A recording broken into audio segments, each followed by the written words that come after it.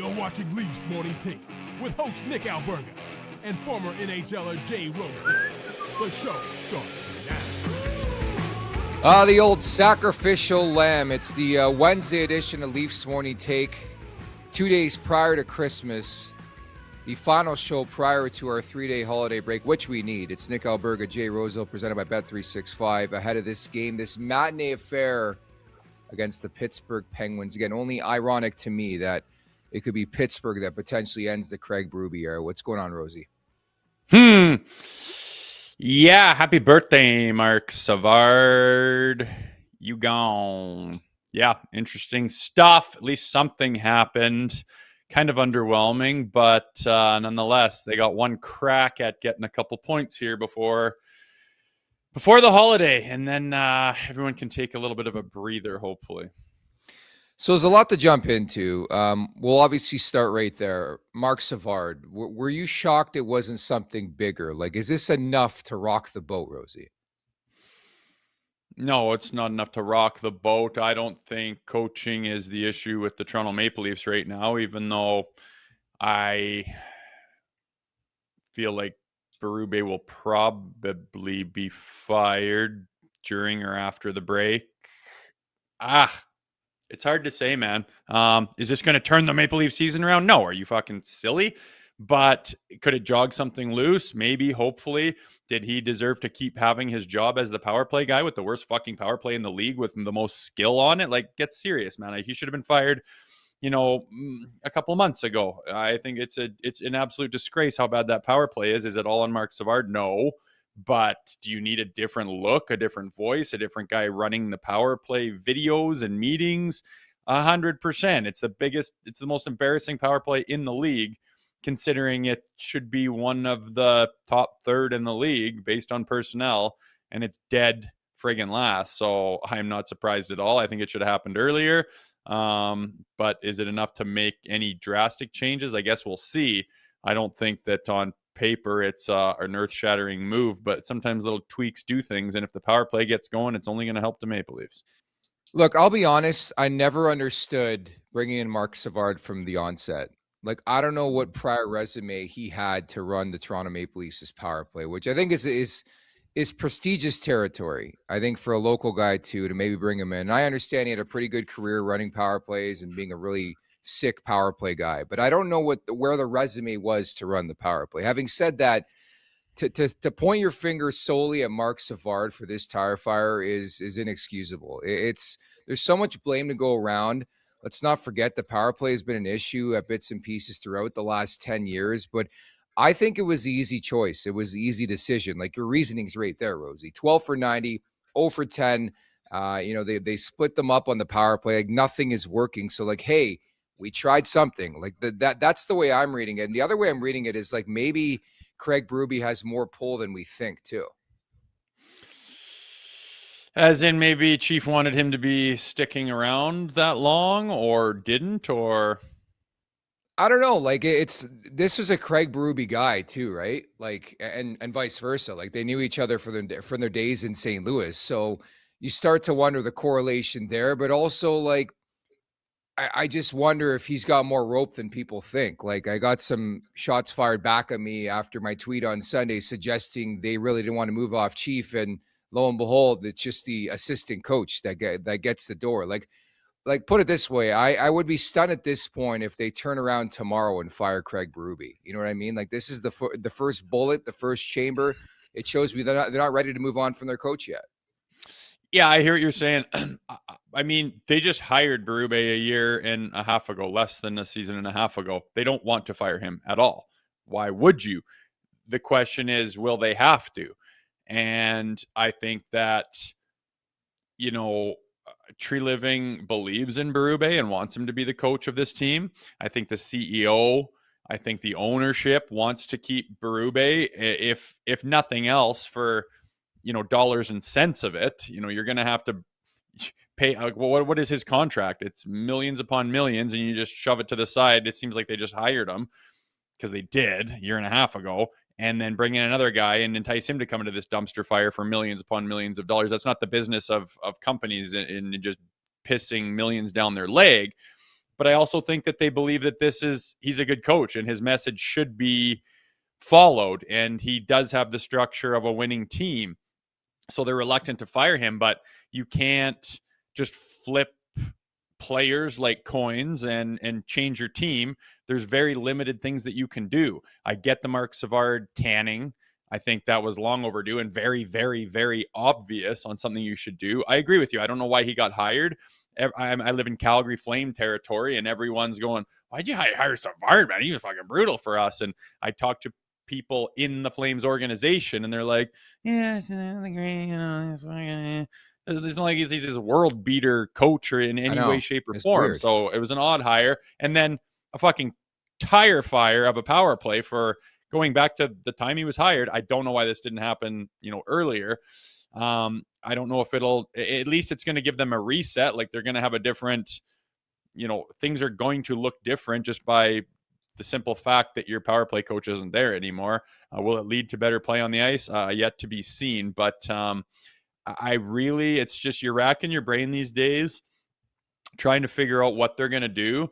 The only thing they can do might be to can Craig Berube in order to try to get a different look or a different voice, get that coaching bump, and see if they can shake this funk off their backs, whatever the hell is going on with the entirety of the team, especially the big dogs, and see if you can salvage this season. Or do you just continue to plow ahead, hope that the this short Christmas break and the Olympic break could be enough change of whatever you want to call it to get yourself rattling off enough points to sneak into the playoffs. It's just a nightmare to be in, considering what we thought this season is. But yeah, I would be surprised if tomorrow they fired Craig Berube. They seem reluctant to do so.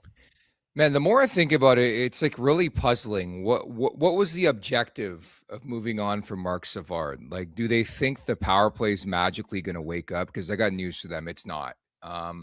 Like obviously you're making a move, and it feels like they're making a move for the sake of making a move. I don't know what they expect to happen because Marc Savard is no longer there. Can you maybe rebuttal as a former player, like what kind of impact that has on a room? Like, come on.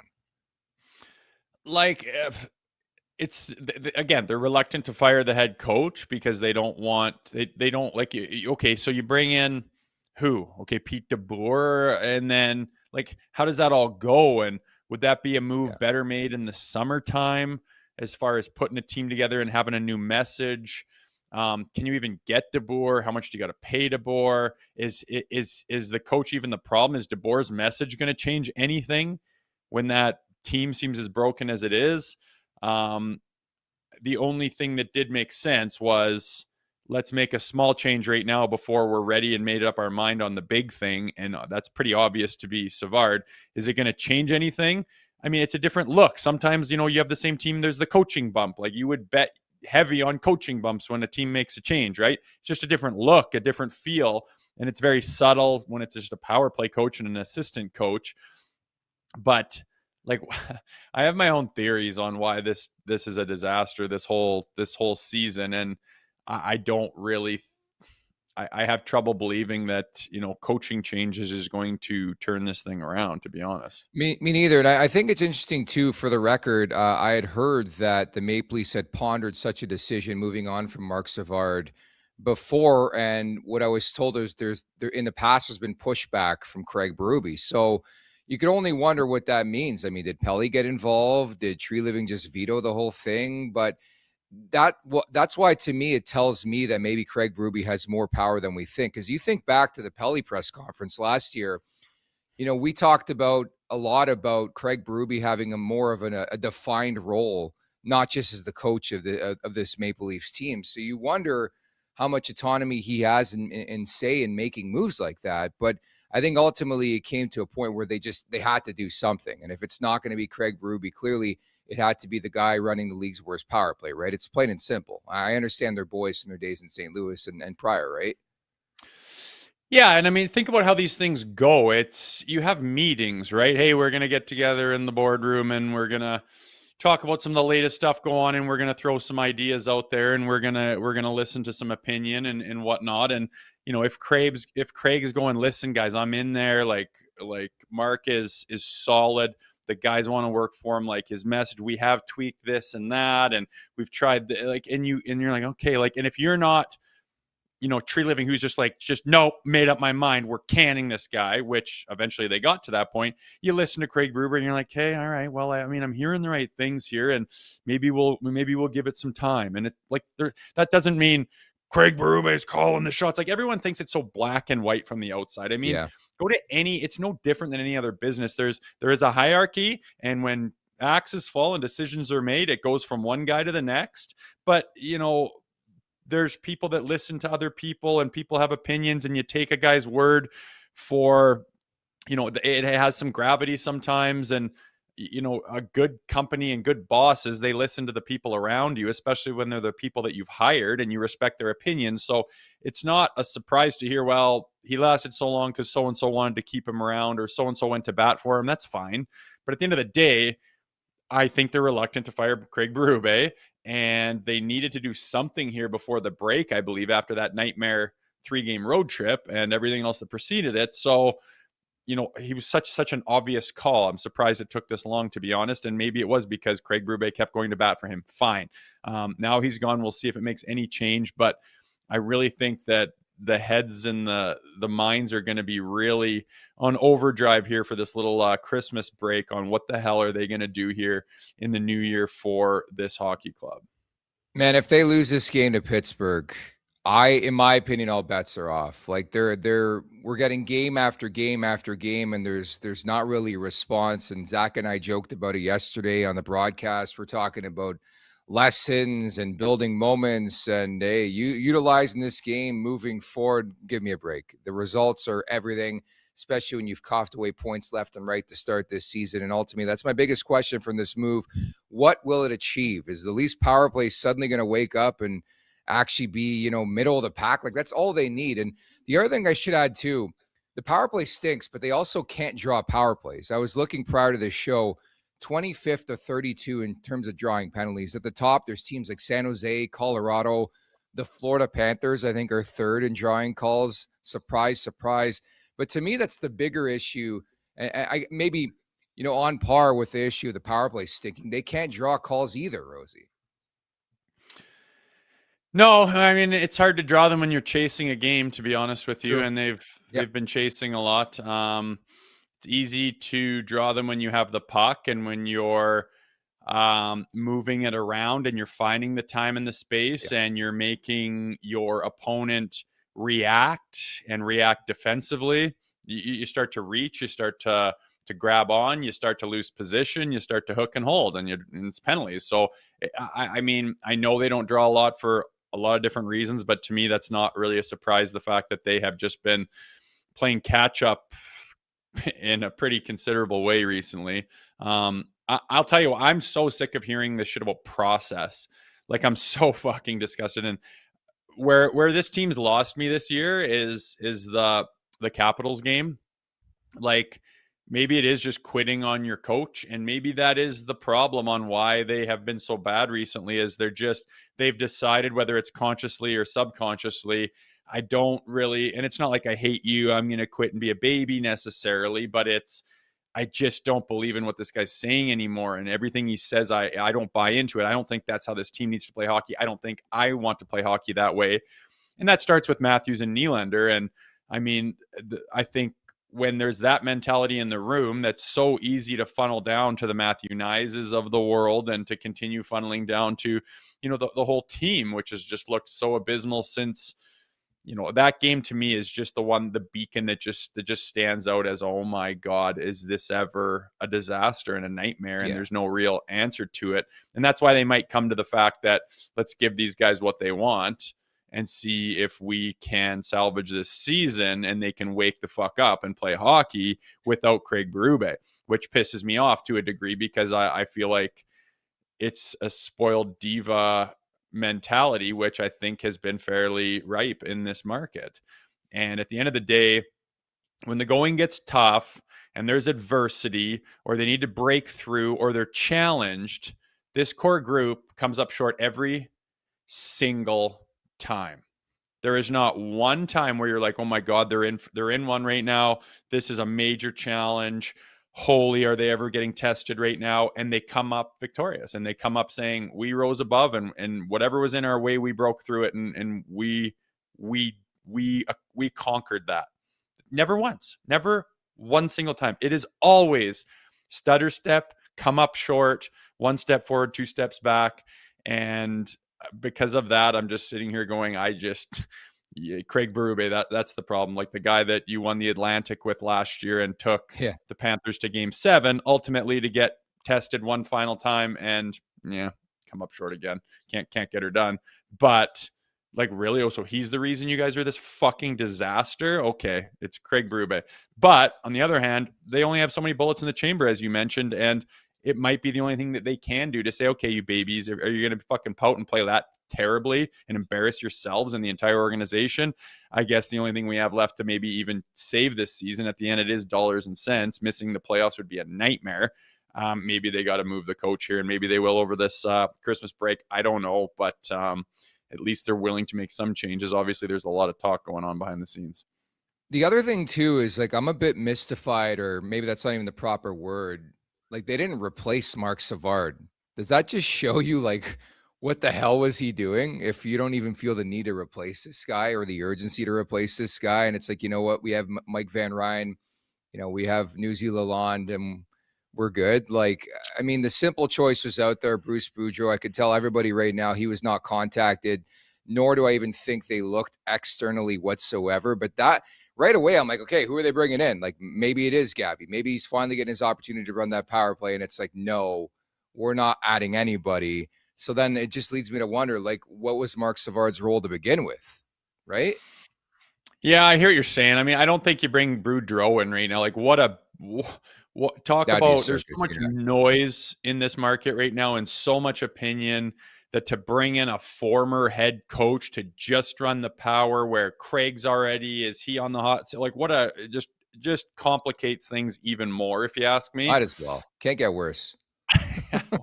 You literally can't get worse. You are dead last in the NHL. Exactly.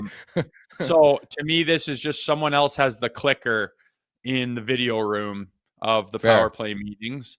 And whether it looks different or there's a different setup or there's a different breakout or a different entry, yet to be seen. Who's going to be the one who made the final decision? Is this a committee thing? Are you sitting down with the guys and saying, okay, we've been doing it Mark's way, or we've been following XYZ? What do you guys feel out there? What do you see out there? You guys are all veterans. What do you want out there? And how do you want to set it up? And maybe you go to committee, like it is that day and age, right? Where you'll let the players have a lot of input in that, I imagine. I don't know what the story is or what they're going to do, but I do know that making a name like Bruce Boudreau, who's been the head coach of a pretty prominent team, I think that would just cause more chaos in the market right now. So I'm not surprised they didn't make a big ad like that, but it does make you wonder, well, who's calling the shots now? That's the biggest thing. Not what was Marc Savard doing, but who's calling the shots about the power play now?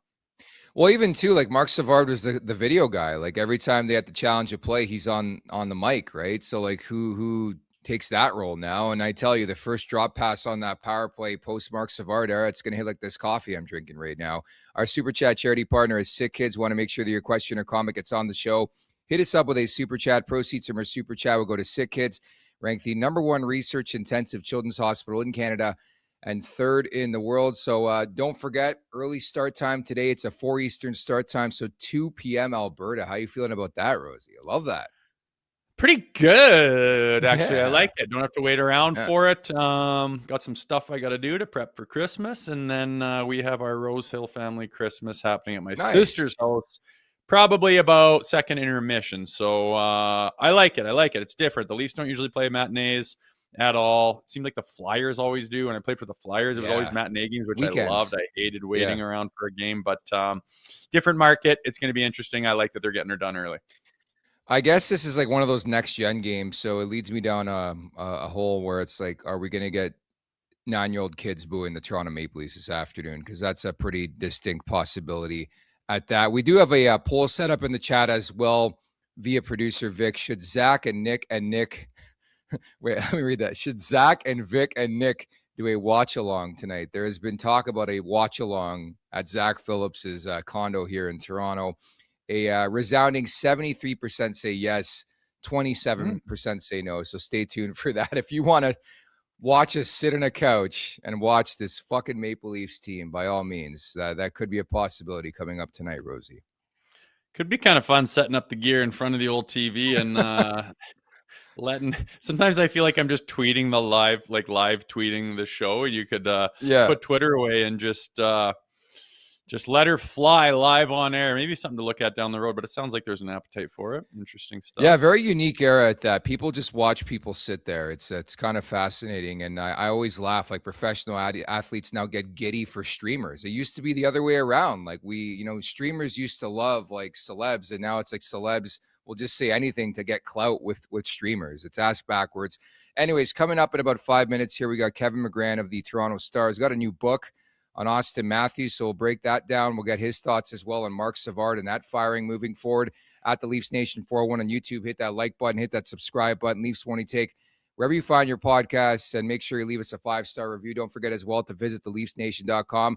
Just a quick word, Rosie, before we get to Kev here, just on this game against the Pittsburgh Penguins. Two struggling teams. The Leafs have dropped 3 in a row, outscored 14-4, and the Penguins have hit the skids big time. I think they've dropped 8 of the last 9 games here. Yeah, I think this game's going to determine whether some serious things happen sooner than later. You drop this one, it's just clear this team has nothing. There's no prospect of making the playoffs. There's no prospect of being better. You have to make a big change.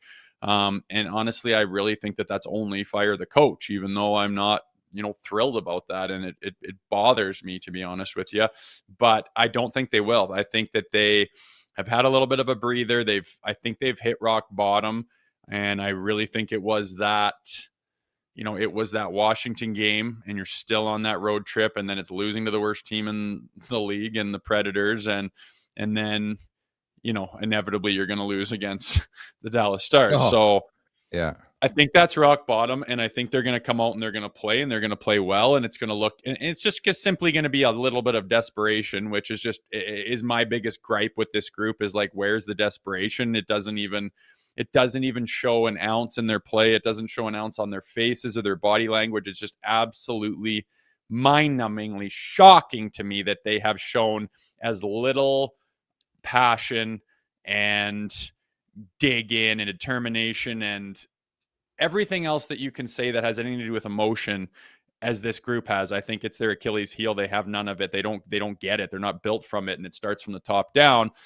But I think you're going to see an ounce of that tonight, and they're going to get by the Pittsburgh Penguins in order to. You're expecting a response tonight, eh?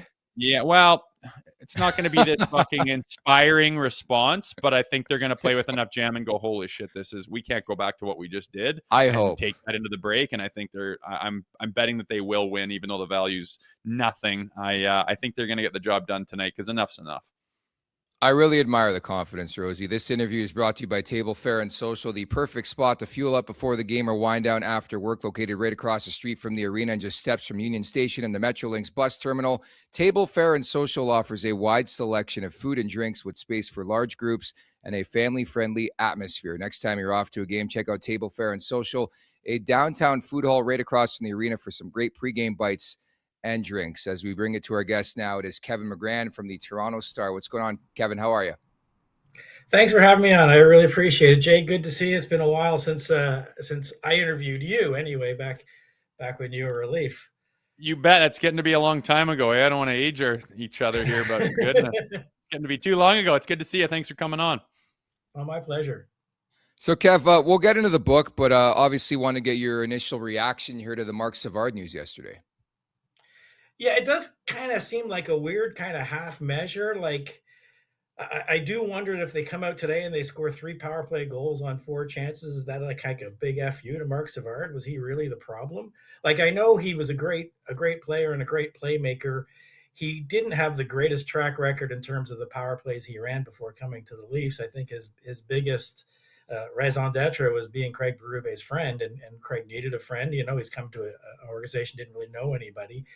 But it does really seem like a weird one. Like this team felt against that game at San Jose, if they don't come back and tie that game and go to overtime, I kind of felt like waffles were being thrown on the ice. like you guys were just saying, there's no passion with this team. There's no emotion. There's no energy. And if there's one thing Leaf fans really and truly want, is they want to see you work hard. That's why guys like Wendell Clark are revered in this market, because he worked hard no matter what was happening. And that's what they want to see. And if this is what spurs them to work hard, great. But it does seem like a kind of a, we got to feed someone to the wolves here, and it's Marc Savard's turn. Yeah, and I think I was more surprised by the hiring than I was by the firing with Savard. And I can't help but think this is just like, just making a little tweak that you have to make before the big thing happens. I don't think they know what direction they're going to go with this team, if Berube is going to be there a long time, if a trade happens that's unexpected. But it seems like just the obvious thing to do with where their power play is. Do you take any account into the fact that it could just, a little bump and there was some change happening now? Like, would it give that power play any bit of a reset at all, regardless if he was the problem or not? If he was the problem, if Marc Savard was the problem, like maybe an ogre and really on them or something like that, then yeah, it could give them the reset they're looking for. I mean, I personally think, and this is me, Jay, you're the player, I kind of think these guys, probably every NHL player for my liking, is overcoached. And I think you can just sort of see them thinking about what the coach wants them to do rather than just doing what should come naturally to them. And certainly on the power play, I just let 5 talented guys go out there and play. Austin, you stand over there and try to get a one-timer. Willie, you see who's open for a shot. Matt, you stand in front of the net and see if you can go in off your rear end.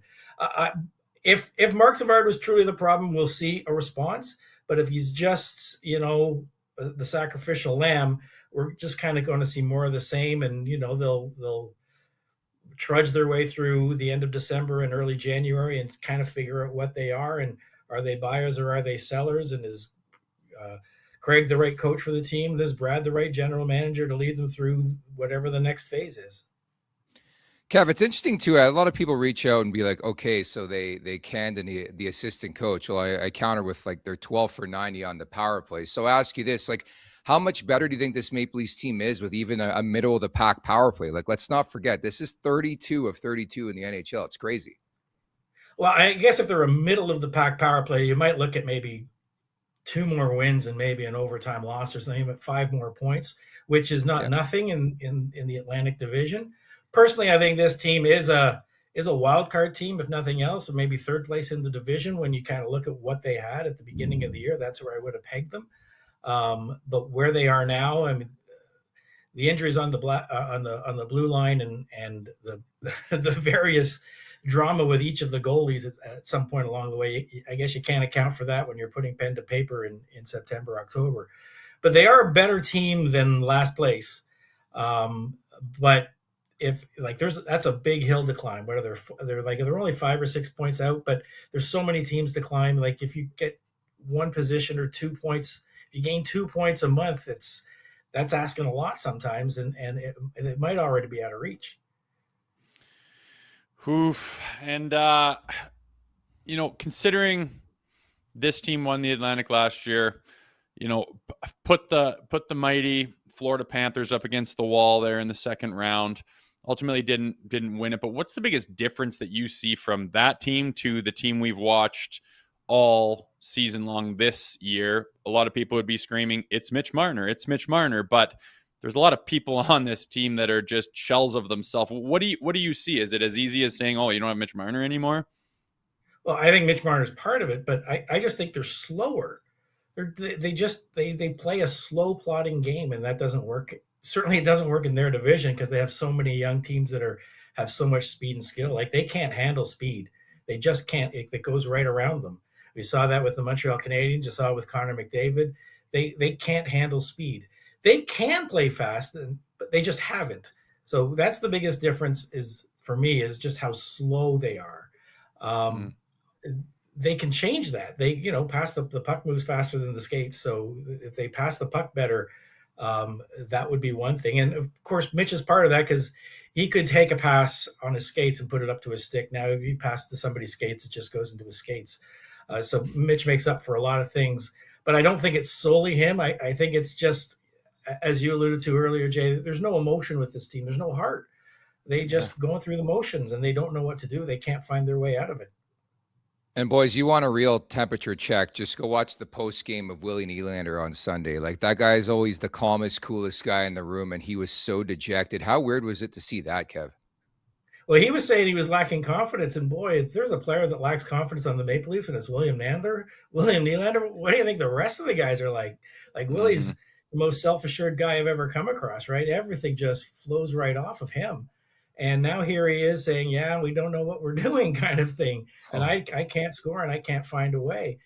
I mean, I have the greatest faith in the world in Willie and Auston that they will find a way. But right now it just looks like the weight of the world is on their shoulders and nothing's going right. And they're moments away from woe is us, woe is me.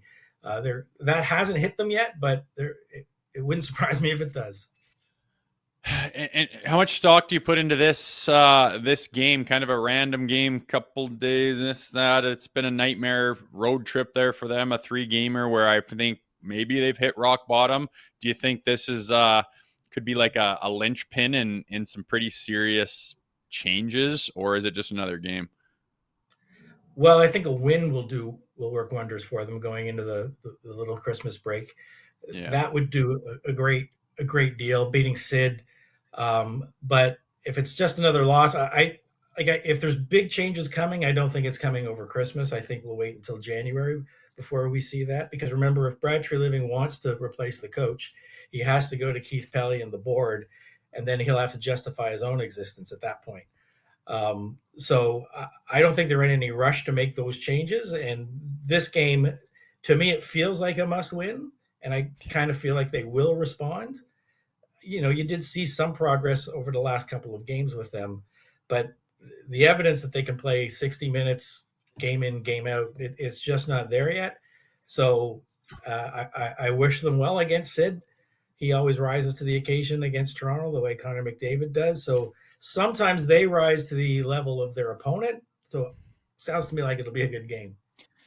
I won't lie. I'm scared shitless about Connor Dewar, Justin Brazeau. I mean, the list goes on and on. It's a Dubas revenge game. I think there's so much irony in the air. The fact that Dubas' Pittsburgh Penguins could put an end to the Craig Berube era. Like, I just don't like where this team's at. But to the new book, man, congratulations first and foremost. I would say very polarizing time to release a book about the captain of the Toronto Maple Leafs. But Auston Matthews, yeah, exactly. Auston Matthews, A Life in Hockey. Tell us about it.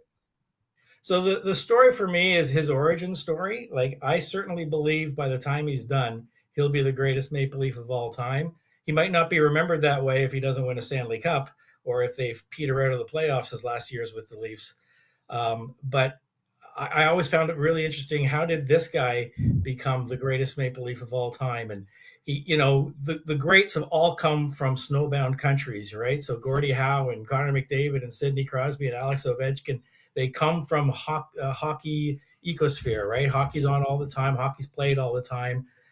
People talk hockey. There's a whole growth of hockey, minor hockey in various levels. And Auston, you know, he didn't even play club hockey at 12, right? He was just skating and working. And what are the things that led this guy to become the player he became? I wrote it mostly in his 69 goal year. And so there's a lot of, you know, real positive vibes in it, obviously, from that. But it's like, how many things had to happen for Auston to happen? Because he was just as good at baseball. He could have gone to baseball. Why didn't he choose baseball? You know, he had a coach in Boris Dorozenko who was only his coach because, you know, the family meets him basically in Mexico. And he's in Mexico because the Iron Curtain has fallen and he's coaching a Mexican team. You know, there's a team in Phoenix for him to watch because the Jets moved there. There's a lot of sliding doors moments that lead to Auston Matthews falling in love with hockey, playing hockey, and learning hockey in a very different way than what we see the McDavids and the McKinnons learn. He came up in a completely different system, and he's managed to get to basically, you know, what is it, two hearts and a heart and a Ted and a rocket and a couple of rockets. So he's accomplished an awful lot, and his origin is so different from everybody else's. A pretty awesome story. No two ways about it, coming from where he came from and doing what he's done. You might have a unique perspective doing all that research on him. What's your theory on the drop off that we're seeing this year with Auston? Well, my main theory is that injuries have caught up with him. Like whatever the hacks he's been taking on his wrist and the cross checks he's been taking on his back and the various things that he's done that have happened to him that we know about, and he doesn't really like to talk about injuries. I think they've caught up with him. You see that he's slower. His maximum speed isn't close to what it was in his 69 goal year. His maximum shot isn't close to what it was in his 69 goal year. So he has definitely taken a step back. Part of that is how he is used in this particular system, but part of it, I think, is also just him showing some wear and tear. Now, he can come back. Ovi went through the same sort of lull when Dale Hunter was coach. He kind of dipped a little bit, and he was used differently. But Auston could come back. I would imagine if they come out with a run and gun coach, if Craig Berube is gone, part of my issue with Craig Berube is like he's got these Ferraris and he keeps wanting to treat them like dump trucks, right? Like he's got Matthews and Nylander that can do things and he doesn't want them to do anything, just dump and chase. And that to me is like, why do you have these guys if that's not how you're going to use them? I know they will do it, and Auston is incredibly coachable. He'll always want to please the coach. So he'll do his best to do that.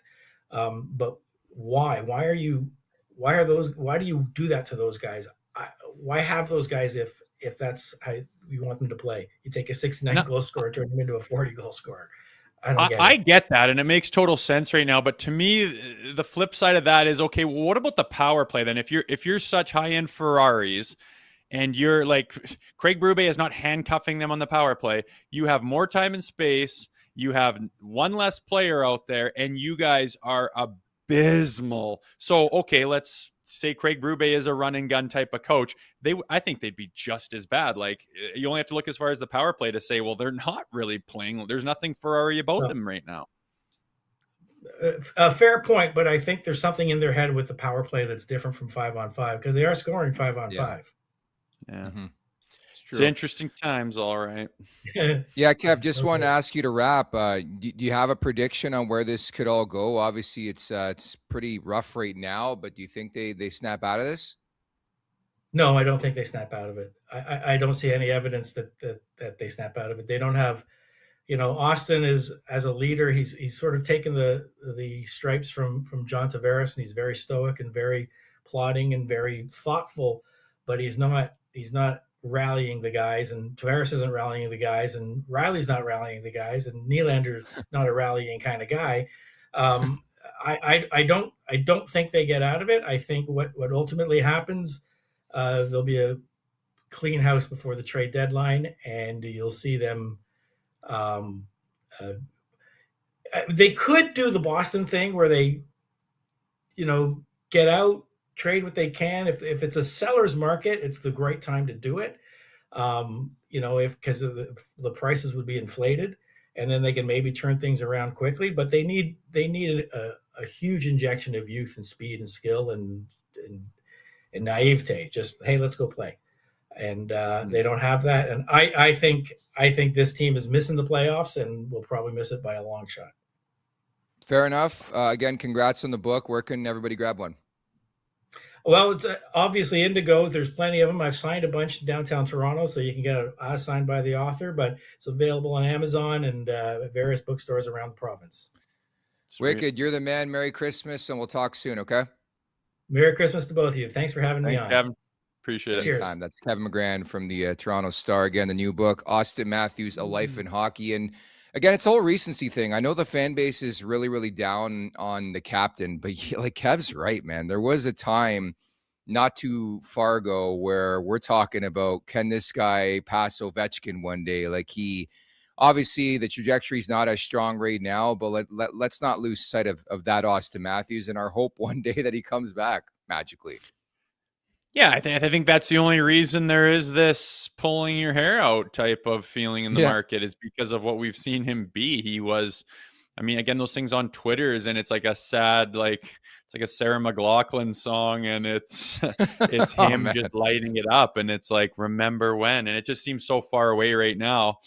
I again, like it's so Leafy that a guy like that would fall that much from a season ago, and that Nylander can't find anything, and that Tavares, after just putting up 40 and then taking a hometown discount, has got nothing, and Riley is just not even existing as far as a high end D-man anymore, and Matthew Nyes is just, I think that atmosphere and that environment trickles down to everybody, and he's doesn't have a whole hell of a lot. And at the end of the day, maybe they do just fire the coach and just see if that can just say, oh my God, everyone, like, you need that reset button. You need to take the cartridge out of the Nintendo and blow on it sometimes, and for no reason, you're just like, oh, it's working now.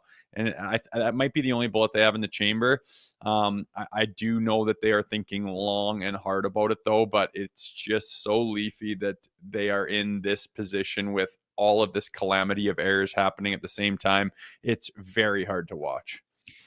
It is. At the Leafs Nation 401, hit that like button, hit that subscribe button, and support us sick kids. We got a multitude of super chats to get to. Devlin Foyston, we'll start with him.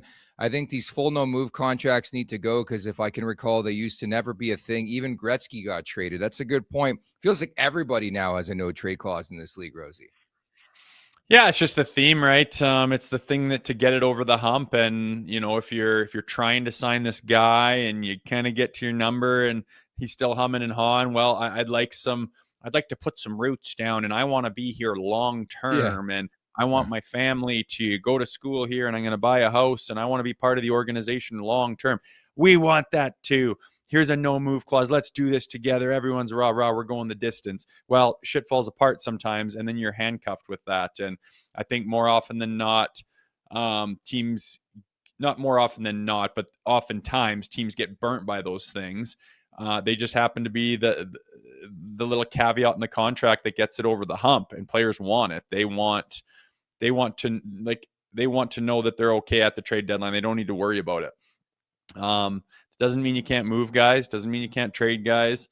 It just makes it a little bit more difficult, no question. But I would love to see, as a fan of the Leafs, no move clauses, those be abolished. I really would, because it gives the team the ability to do better things. But when you're a hockey player, you're working as an independent contractor, you're an individual, you're worried about yourself, and that's what those things are for, the individual. So yeah, I agree with the guy. I wish they'd be abolished as well, now that I'm on this side of things. Yeah, I know. Obviously, it's funny. Any player would want security. I understand why guys do it, but like, we're getting a bit carried away with these no trade clauses. I think David Kampf had like a modified no trade. Like, that's a bit excessive in my world. John Gallagher, thank you so much for the super chat. I wonder if Willie and AM have a major personality conflict, and we're watching the trickle down. The stop crying bro could have been aimed at 34. Can't speculate like that. I got no clue what the hell is going on in that room, but I can tell you there's been multiple look-offs this year between Nylander and Matthews. But anyway, you slice it. The chemistry is a big thing that's not talked about enough, Rosie. I can't remember a time a Maple Leafs team, at least, lacked this much chemistry. It just seems like a bunch of guys playing, as opposed to, I always like to bring up the example of like watching the Minnesota Wild play hockey, man. That team plays like a team. They got some good players on that roster. Obviously, Kaprizov, now Quinn Hughes. They got the goaltending. But if you stack the Leafs roster up against most teams in the league, like, I'd probably take Toronto's, but they're not pulling their weight right now, man.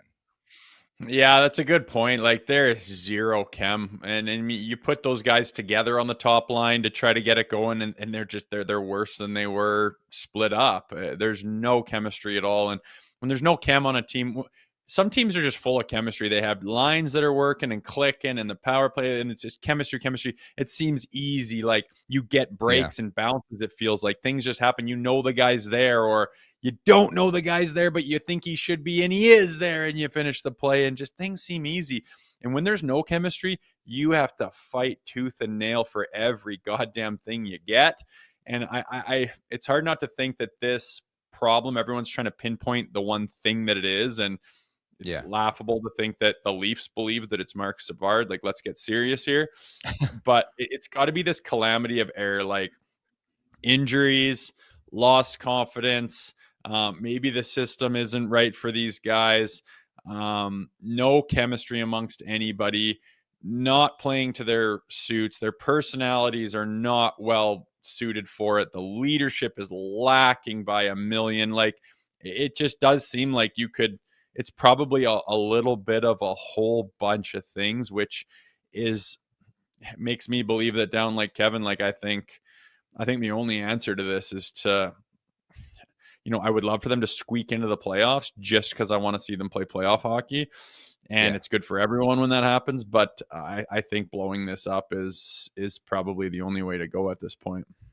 Well, I think ultimately that's going to be the internal debate. If, let's say, they're sniffing around 2-3 points and a threshold of that to make the playoffs, are we winning the Stanley Cup? Nobody needs to see this team play in the first round and get destroyed. Yeah. Like that is the question you have to answer. How much do I believe in this team to A, get into the playoffs, and B, actually do some damage in the playoffs? Maybe there's still a belief within the brain trust that, hey, this roster is built for the playoffs and they can unlock everything come game one of the Stanley Cup playoffs. But you need to get there too. And I agree with Kev where it's going to be an uphill battle, man. Like, just somebody brought it up in the chat, and I thought it was a great point. The Buffalo Sabres have won 6 games in a row, and I think they made up 1 place in the standings. Like, it just shows you people are picking up points every night. And so you're going to have to run a string of 6, 7, 8 games in a row just to get back into that convo. Like, they're 6 back of a playoff spot, 4 back of the Pittsburgh Penguins as we have this conversation. And I'm telling you, 1 or 2 more losses, I think they're done.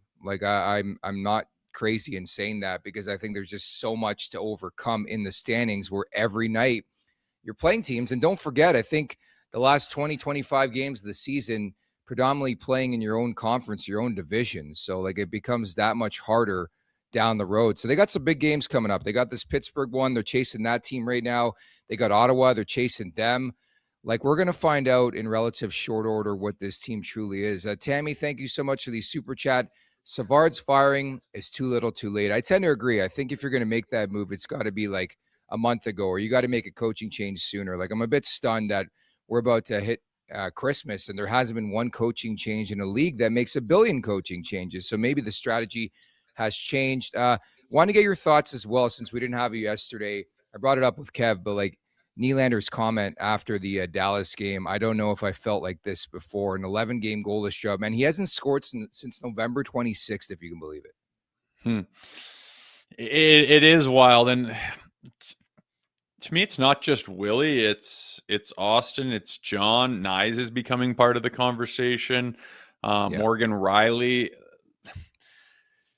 Like, you need dogs to pull you into the fight. You need dogs to set the tone and set the table and set the example of how it looks. Like, if they somehow acquired Brad Marchand, I don't think they'd be in this spot. Not because Brad Marchand is, going to single-handedly put the team on his back, but the mentality in the room, it just seems so bleak. And when you start to bleed and leak oil, it only gets worse. And these guys don't have anyone to stop the bleeding because they're not emotional. They're not raw. They're not intense. They're not passionate. They don't have any, like, even John Tavares, who was the captain, who, probably shouldn't have lost the C in hindsight, is very monotone, and everyone's very stoic, and Willie is so flippant, and you don't have any dogs in there. And their track record shows that they don't rise to any occasions. They don't get up and recognize any situations where they need to find some character and just like stand up and overcome. They've never done that, not in one small way at all that I can even think of.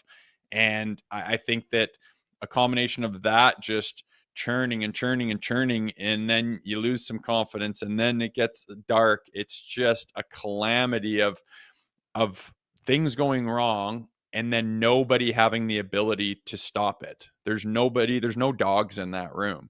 And you look at the teams that do well and that overcome things and that win Stanley Cups, and they're just full of dogs. And they don't have a single one on this team, I don't believe. Not one that's strong enough to stop the bleeding. And you look at Willie Nylander, and it's just, he's surrounded by that. He's part of that. and you just keep leaking oil. And yeah, you're going to sound like that eventually, even if you're the most laid back guy in the world. But you look at his turnover the other night, just walking into traffic wide-legged, like you're just going to dangle through someone's fucking feet to get your team back in the game, and it goes the other way, empty netter, you're done. That's Willie's only answer to adversity. Like, he's good at putting points on the board normally, but when things start to really leak and you need some character to pull you out of a hole and you need to come together and someone's got to stop the bleeding, he's never had it. He's never been the guy to do that. And unfortunately, they don't have a single one of them, which leads me to believe you can fire the coach till you're blue in the eyes.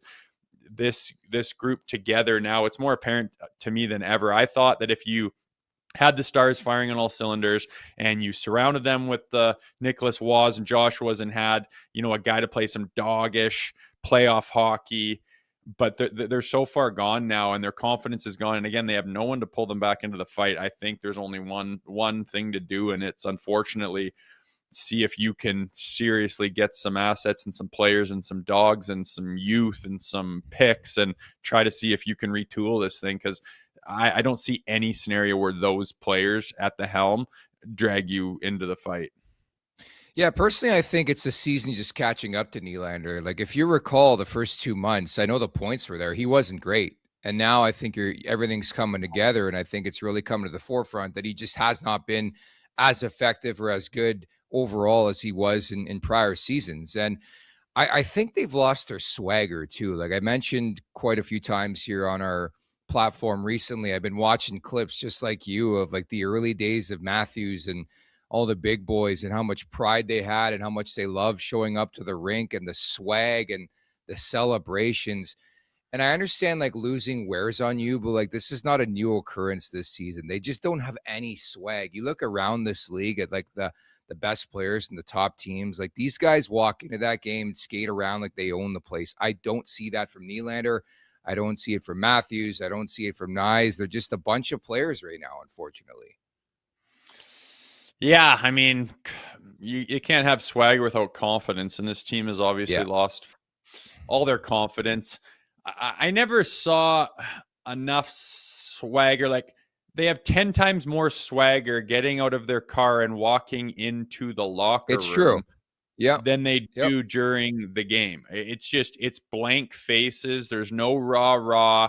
There's no like, I mentioned Brad Marchand because like he will glide on 1 foot by a bench and just say, "You chicken shits are all fucking scared." He'll say that stuff. Can you imagine a Maple Leafs player, lipping off the bench or having that swagger? What the fuck are you going to do about it? They never have that. They look down at the ice.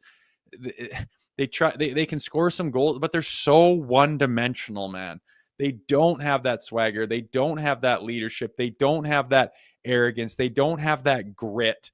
They don't have that "what the fuck are you going to do about it" mentality. They can dress up neat and some fucking girl down on Queen Street can put them in a bunch of fucking weird looking clothes and they walk in like, "What's up, boys? Look at my bling and shit. Cool." I guess they have that swagger, but they don't have the take over a hockey game and fucking make a team fold swagger. I've always been bothered by the fact they have no pushback, no facial expressions, no good body language, no running their mouth, no lipping off, no confidence in a lot of the right ways that you need to have it. And again, I don't know if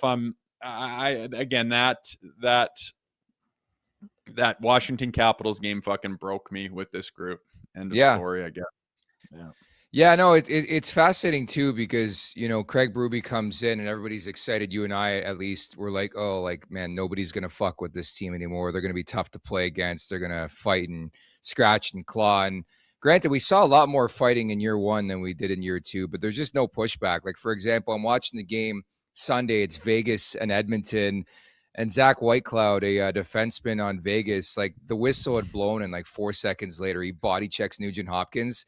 And granted, Nugent Hopkins has won some games in the playoffs. He scored some goals, but not known necessarily for his toughness.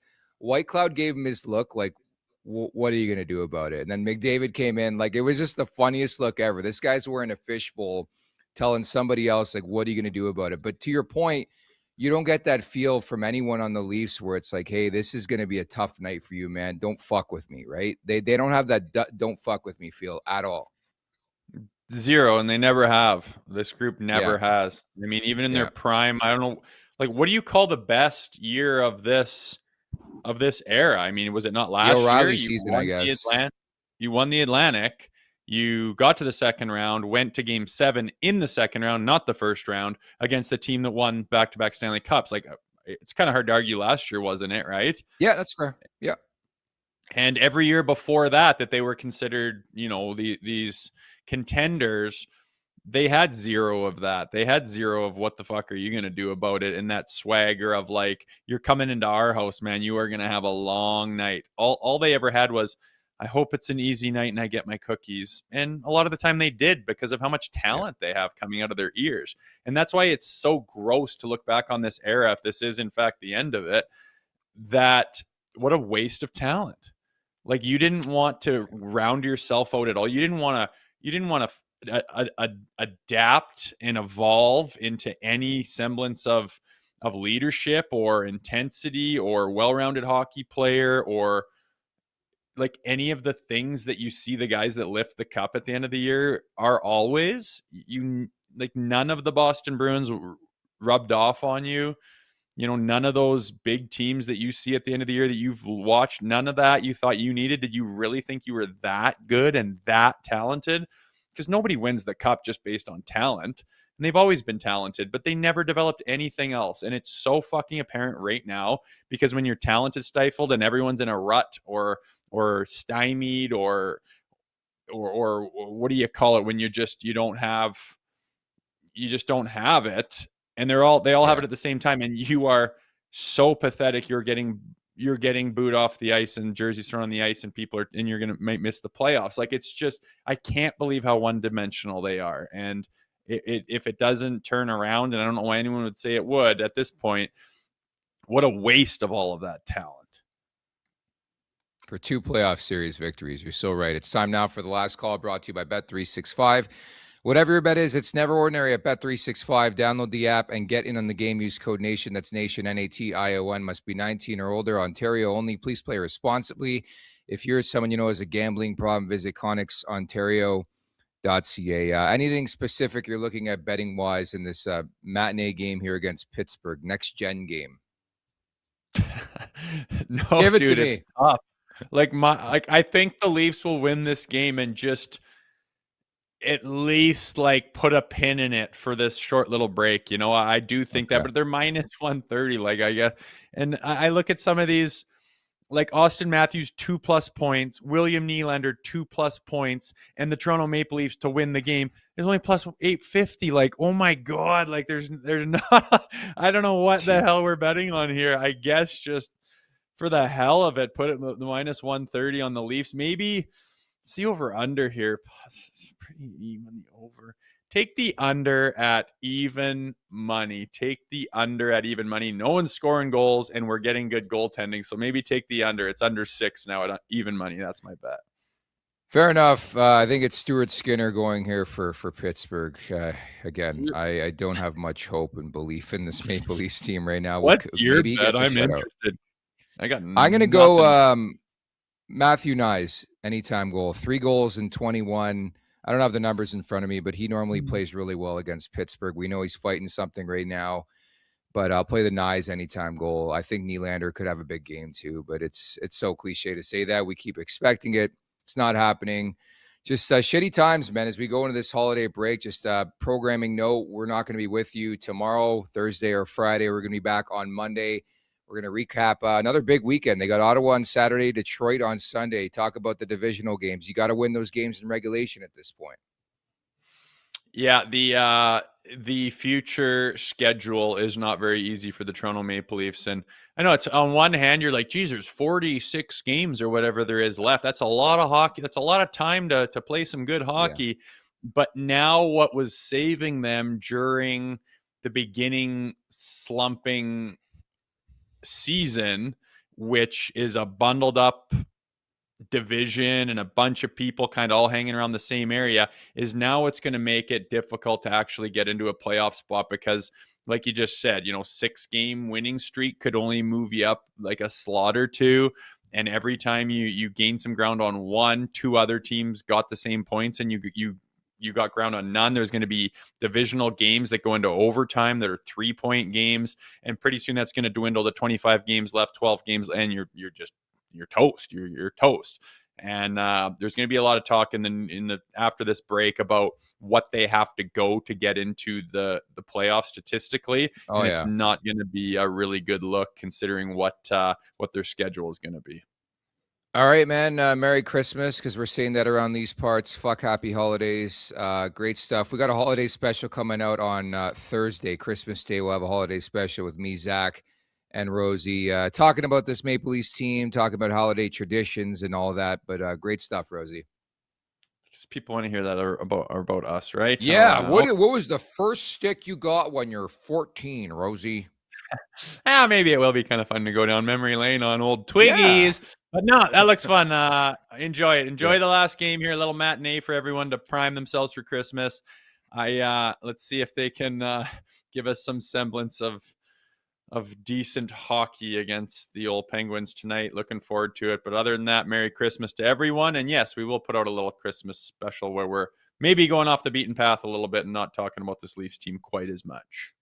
No, we're gonna do that, man. It was funny. I was reading the rundown from last year, just trying to compare notes and get set for this round table we're gonna do. And the numbers, like, they were sitting pretty. I think they had like 45 points at Christmas break last year. They had a sick ass home record and they were buzzing. And now it's like doom and gloom, man. We're gonna talk a lot about Cole coming up on Thursday. But anyways, happy holidays, Merry Christmas to everybody in the chat. You guys are phenomenal. Thank you so much for the support all season long at the Leafs Nation 401.